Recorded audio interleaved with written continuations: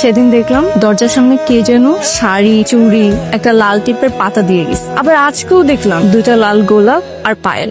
আমি না বুঝতে পারছি না এগুলো কে করছে।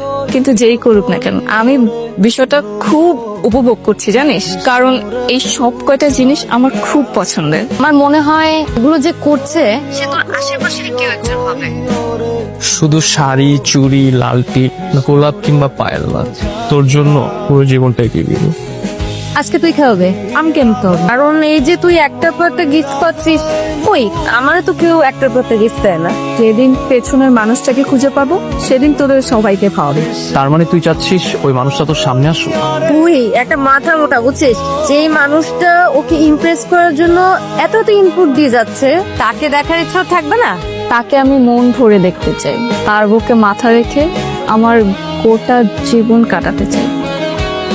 আচ্ছা কি হচ্ছে সব? এটা কি কি সুন্দর দেখতে। কবুতরটা কে আনছে মা?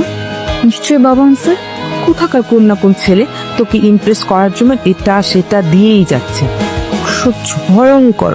মা, যে একটা মহান প্রেমিক, এটা একটা সিনেমাটিক প্রেমের গল্প, তুমি বুঝবে না। আচ্ছা তুই কি কোনোভাবে বুঝতে পারছিস তো যে মানুষটাকে? যদি পারতাম তাহলে তো ওকে চাপতে ধরতাম। আচ্ছা অনন্যা, যদি ধর আমাদের ক্যাম্পাসের মধ্যে যদি কেউ থাকে, ধর আমাদের বন্ধু বান্ধবের মধ্যেই যদি ওই মানুষটা হয়, তাহলে তুই কি করবি? অসম্ভব। যদি সেম ইয়ারে হয় তাহলে তো আমি কোনোভাবেই মেনে নিব না, আর যদি জুনিয়র হয় তাহলে থাপড়াবো ধরে, আর যদি সিনিয়র কেউ হয় তাহলে ভেবে দেখ।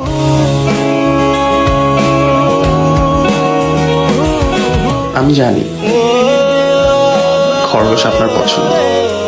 কি ভাবছেন কেন আপনার সামনে আসছিল? আসবো, খুব দ্রুতই আপনার সামনে আসবো।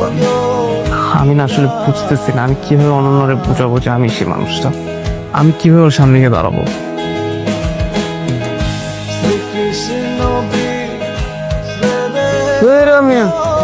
তুমি কি পাগল নাকি রে ভাই?